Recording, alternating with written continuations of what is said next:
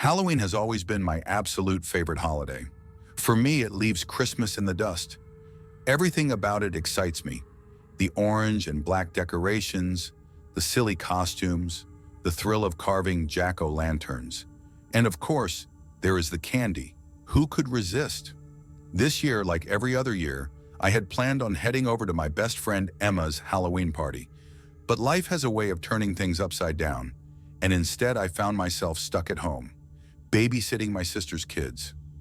Early this morning, my sister Jennifer called me around 6 to tell me that her father-in-law had suffered a stroke.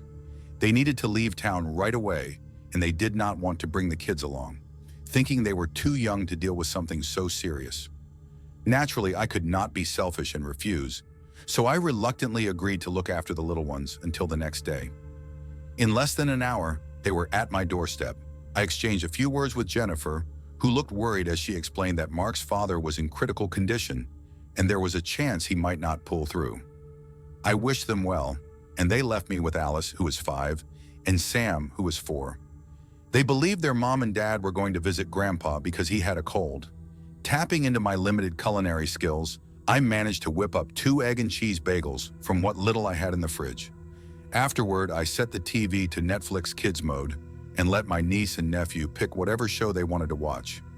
I am terrible with kids, and my house is definitely not child-friendly, with its walls covered in strange alchemical, gothic, and occult paintings that might scare even some adults, let alone small children.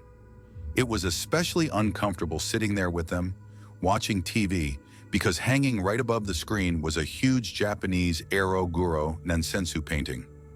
It depicted a naked woman with a bag over her head, sprawled across a tiger, with a grinning clown, a skeleton, and a man with wide, piercing eyes standing nearby. Yeah, I know I am a bit odd. Fortunately, neither of the kids asked about it, and they quietly watched some animated movie about humanoid animals racing cars. I did not catch the title. I asked if they wanted to go trick-or-treating later, but they both shook their heads no. I figured they were still a little too young for that. My brain silently sighed with relief. I had been dreading the thought of having to take them around the neighborhood for trick-or-treating. The idea of keeping an eye on 2 little ones in a sea of costume kids was, in my mind, as stressful as performing open-heart surgery. The first ring of the doorbell came at exactly 6:47. When I opened the door, there stood a boy dressed as Batman. He sang out the familiar "trick or treat," and I handed him a Kit Kat and a small bag of M&Ms. Earlier, after the Disney movie had finished, I took Sam and Alice with me to Walmart. We loaded up on candy and let them each pick out an extra-large chocolate bar, a bag of chips, and a pop. Alice devoured her entire Cadbury bar on the drive home, smearing chocolate all over her face, much to Sam's delight.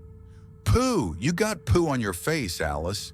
he kept shouting, bursting into hysterical laughter whenever he managed to catch his breath. Alice joined in the giggling, and soon enough I could not help but laugh too. As the sky darkened to an inky blue around 7, the doorbell began ringing nonstop. With Halloween classics blaring from my speakers, Alice, Sam, and I formed an efficient little team, handing out candy to all the mummies, princesses, Jedi, and other costume kids who came by. We were like the best trio since the 3 Musketeers. At one point, Sam and Alice went to the kitchen to grab a drink, while I handed out some Cheetos and chocolate bars to a Darth Vader and the Terminator. They thanked me excitedly before racing down the driveway, eager for more free treats. As they ran off, they passed by a tall figure dressed in a classic bedsheet ghost costume. At first, I thought it might be their dad waiting for them, but then the figure started up the driveway while the kids completely ignored him. The ghost walked up a few feet away from me, and I figured he must be a teenager who was not ready to give up on free candy just yet, or maybe just a really big kid. "Trick or treat," he said in a high-pitched, slightly muffled voice, sounding almost giddy. I realized then that he was probably just a tall kid, maybe one who hit his growth spurt early. I grabbed some candy from the pumpkin-shaped bowl beside me. He held out an empty pillowcase, which struck me as a bit odd, considering the night had been in full swing for over an hour by then. But I shrugged it off and dropped in some sweets. He was likely wearing some kind of skin suit, because when he extended the pillowcase, I noticed his hands were covered in black fabric, just like what peeked through the eye holes cut in the sheet. Really original costume, I joked, not meaning anything by it. He let out a giggle, but did not respond otherwise. Then he turned and walked away, heading up Barnes Street. I guess he did not catch the sarcasm. As the clock inched closer to 9, the stream of trick-or-treaters started to thin out. Alice, Sam, and I handed out the last of our candy, mostly Almond Joys, gross, to what I figured would be the final visitors of the night. Alice let out a big yawn. "Looks like it's about time for you two to head to bed," I said. "Do we have to?" "I'm not tired," Sam protested, but his drooping eyelids told a different story. Laughing, I sent them both upstairs to get ready for bed. After turning off the Halloween music, I plugged in the speaker to charge. I was feeling a bit worn out myself. Who knew handing out candy could be so exhausting? I was in the kitchen, wiping up some juice the kids had spilled, when I heard a knock at the door. That must be the last one for the night, I thought as I walked over. When I opened the door, there stood the tall ghost in the bedsheet from earlier. "You again? Did you do another round of the neighborhood?" "Trick or treat," he said in that same excited, childish tone. But this time, something felt off. It did not sound like a kid's voice anymore. Instead, it was like a grown man trying to imitate a child's voice.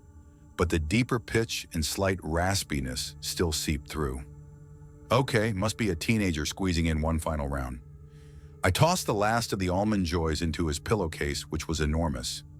This thing looked like it weighed 20 pounds, packed to the brim with the shapes of countless candy bars pressing against the fabric. He just stood there, staring at me with those empty black eyes, unmoving.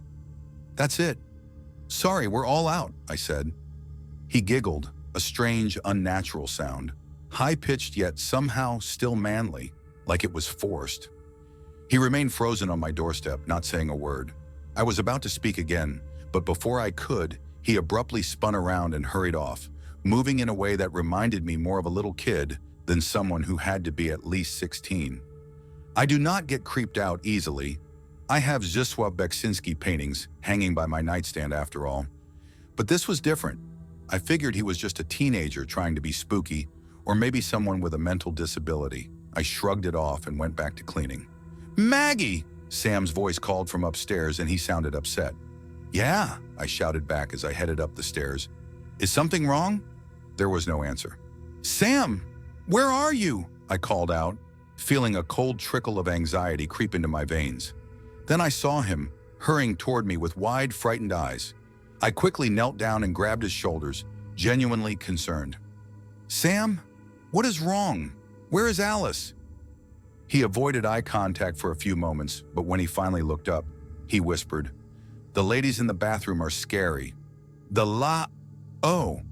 I let out a relieved laugh, feeling the warmth return to my blood. The ladies in the bathroom was Sam's way of referring to the women laughing painting by Francisco Goya that I had hanging over the toilet. It was definitely one of the spookier pieces in the house. I went into the bathroom, took the framed artwork down, and tucked it behind the shower curtain. Then I told Sam it was safe to come in, which he did, though slowly and hesitantly. Since I did not have a guest room or an extra bed, Sam and Alice would be sleeping together in my bed while I took the pull-out couch in my office across the hall. I took down the paintings in the bedroom and stowed them in the closet, just to be safe. Afterward, I tucked the two siblings into bed. "Did you both brush your teeth?" I asked. "Yes," they answered in unison. "Are you sure?" "Let me see those teeth." "Say E," I said, flashing my own teeth like a jaguar. They giggled and mimicked me, showing that they had indeed brushed. I chuckled. "All right, good night. Just call me if you need anything. I am right across the hall." "Okay," Alice said. "Good night," Sam added. I smiled, hesitated for a moment, then leaned down and kissed them both on the forehead before leaving the room. Without realizing it, I had grown very comfortable with those two and did not feel awkward around them anymore. I headed back downstairs and started browsing through Netflix, hunting for a horror movie I had not seen yet, a rare find. I eventually settled on Halloween 3, Season of the Witch, dimmed the lights, and was just about to pop a bag of microwave popcorn when the doorbell rang.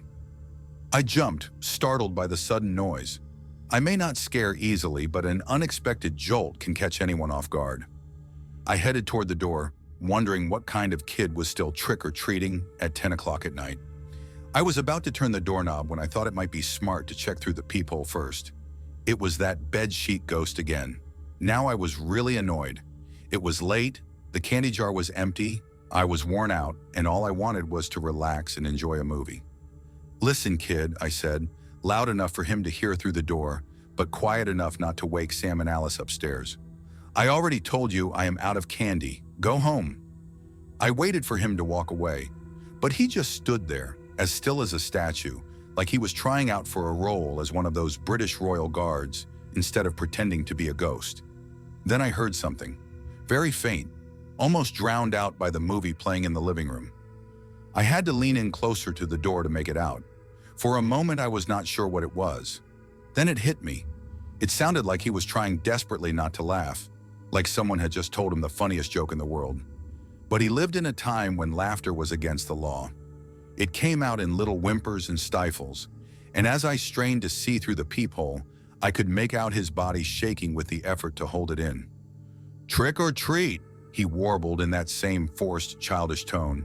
He let out a brief chortle, quickly sucking it back in, almost sobbing with suppressed laughter. "This isn't funny, you jerk," I said, my voice tight with anger, but still careful not to be too loud. "Get lost." This only made him snicker more, a mix of stifled snorts and giggles. "Trick or treat. Trick or treat. Give me something sweet to eat," he called out, half laughing, brimming with the excitement of a kid on Christmas morning. "Get lost before I come out there and knock some sense into you," I warned. "I am calling the cops if you do not leave in the next 5 seconds. 5, 4... He burst into feverish giggles and took off, his shoes crunching loudly as he ran straight through my flower garden, the bedsheet flapping behind him. That was the last straw. I had been growing those cone flowers, and he had just trampled over weeks of hard work. I was tempted to shout something obscene at his retreating figure, but held back, remembering that Sam and Alice were asleep upstairs. Needing something to take the edge off, I cracked open a bottle of whiskey as I settled back down to watch Halloween 3, rewinding to the beginning before I was interrupted by the so-called comedian of the year, the Sheet Spectre. I am not sure when exactly, but at some point during the movie, I drifted off to sleep and woke up a few hours later, still in the dead of night. Netflix had switched to another movie, probably whatever was next in the queue, so I turned it off. Groggy and barely awake, I dragged myself upstairs to my office, too tired to even think about brushing my teeth. As I passed by the window, I glanced out at the dark, empty lot in Cobalt Lane just beyond it. I flicked the light on. Wait, what was that outside? I quickly flicked the light back off, letting my reflection vanish from the window, and peered out into the darkness. There he was, standing right at the edge of the vacant lot that separated my house from Cobalt Lane, his homemade ghost costume dimly lit by the streetlight. I gasped, my heart skipping a beat, and dropped my phone. It hit the wooden floor with a dull thud. I snatched it back up and frantically dialed the 3 magic numbers. 911, what is your emergency? A woman's voice came through the line, calm and professional. Hi, there is this creep outside my house. I am not sure if he is some kind of pervert or what, but I have got 2 young kids here, and I want him gone. What exactly is he doing, ma'am? The operator asked. The figure just stood there, staring back at me with those empty circles, his makeshift eyes. The dim streetlight cast an eerie glow over the white sheet, making him look disturbingly like a real ghost. Some kind of ethereal phantom straight out of a nightmare. Well, he is, just standing there. But this is harassment. Plain and simple. This is his 3rd time showing up tonight. Okay, can I have your name and address? Maggie Jung, 450 Porter Avenue. Wait, he is doing something. Up until now, I had not noticed that the ghost had his arms behind his back, hidden beneath the sheet. But now he brought them forward, revealing the same pillowcase he had been carrying earlier. Only now it was even more swollen. The thing looked like it had a porcupine stuffed inside, with candy wrappers poking out all over. I was shocked it had not torn open and spilled everything onto the ground. He flipped the bag over and started shaking it. Clumps of wrappers, some empty, some still full, began pouring out onto the grass. Suddenly, the cloth lost its bulk as a large, heavy object thudded to the ground. It took me a couple of seconds to realize what I was staring at, and a couple more to start screaming. "Ma'am, what is happening?" The operator's voice crackled through the phone, her calm demeanor slipping just a little. He just dumped a head out of the bag," I yelled, my voice trembling. Even from this distance, I could clearly see the bright red message smeared across the forehead, looking like it was finger-painted. BOO. "Okay, ma'am. I need you to stay on the line with me. The police are on their way. Are all your doors and windows locked?" Yes." The word choked out of me as if my throat were being squeezed by a vice. "Good. Okay, you said there are 2 kids with you. Where are they?" Right on cue, Sam and Alice burst into the room, their faces pale and scared. "Maggie? What's wrong? What's happening?" Alice whimpered, her voice shaking. "They're with me, on the 2nd floor," I answered, trying to keep my voice steady. "It is going to be okay," I said, trying to reassure them while listening to the operator. "Just do not look out the window." Of course, telling them that only made them want to look, but I quickly stepped in front of them, doing my best to shield them from what was outside. The last thing they needed was to see what I had just seen. "Is he still standing in the same spot?" the operator asked. "Yes, he is standing there with the thing at his feet. Wait, he is raising his arms." I almost screamed at Sam and Alice to duck, thinking he might have a gun, but instead he suddenly bolted across the grass, letting out a blood-curdling, unnatural scream. He still used that creepy, childlike tone, and his sheet flapped wildly behind him like a cape. I gasped, and Sam and Alice started crying, their fear now fully unleashed. "Ma'am, what is happening?" The operator's voice struggled to cut through the chaos. "Stay here!" I commanded the kids as I bolted downstairs, the phone slipping from my hand somewhere along the way. Time seemed to stretch out as I flew into the kitchen, grabbing the biggest knife I could find. Meanwhile, the figure outside was already just inches from the house. For a brief moment, our eyes, well, my eyes and his empty holes, locked through the window. It felt like time had stopped, but then, just as suddenly, it snapped back to normal speed, and I skidded to a halt. He slammed his fists against the window, creating a crack that spread out like a snowflake, all while letting out another one of those horrific wailing screams. "Trick or treat! Trick or treat! Give me something sweet to eat!" he bellowed, his voice growing more slurred and distorted with each shout. "Trick or treat! Trick or treat!" He hammered the window again, the glass trembling under his assault. "Get the hell out!" I screamed, my voice raw and animalistic, as if it had been ripped straight from some primal part of my mind. I waved the knife around, my hand trembling from the surge of adrenaline and fear. He let out a deep, guttural moan, like a wounded beast, and pounded the glass once more. This time the window gave way, shattering into countless shards as he let out a twisted mixture of laughter and sobs. "Happy Halloween!" My mind plunged into a state of shock, as if it had been submerged in icy water, rendering me incapable of any rational thought. He lifted his leg, preparing to climb through the broken window, but before he could make his move, a voice, distant and muffled, as if I were hearing it through the same icy water that had drowned my thoughts, boomed from somewhere outside. "Police! Put your hands in the air!" The figure in the ghostly sheet seemed to move in slow motion as he turned his head, staring off into the distance, as if trying to comprehend what he was seeing. Then, as if deciding, he threw his arms into the air, let out a bone-chilling howl in that eerie, childlike voice, and bolted to the left, disappearing from sight. 5 thunderous gunshots split the night. It felt like an eternity before my feet moved again, as if they had been frozen to the floor. Finally, a police officer appeared in the empty window frame, making me jump, shriek, and nearly fling the knife at him. He spoke in a calm, reassuring tone, trying to ease my fear. "It's over, miss." I did not let out a breath until I saw Sam and Alice barreling down the stairs, tears streaming down their faces. They clung to me, their little arms wrapping around me like a lifeline. I patted their heads, running my fingers through their hair, trying to comfort them even as I struggled to keep myself together. I did not want to let them out of my sight, not even for a second, but eventually the officer who had spoken to me, Officer Belmar, gently persuaded me to let him talk to them for just a minute. He said, "There's something you need to see." The other three officers were gathered around the side of the house, their expressions a mix of disbelief and shock. The white sheet, now marred with dark red stains, lay in a twisted heap on the ground. I could see the blood-splattered fabric, but the face was obscured. "What is it?" I croaked, my voice barely more than a whisper. Well, you should see for yourself," said one of the officers, a tall man with a thick beard.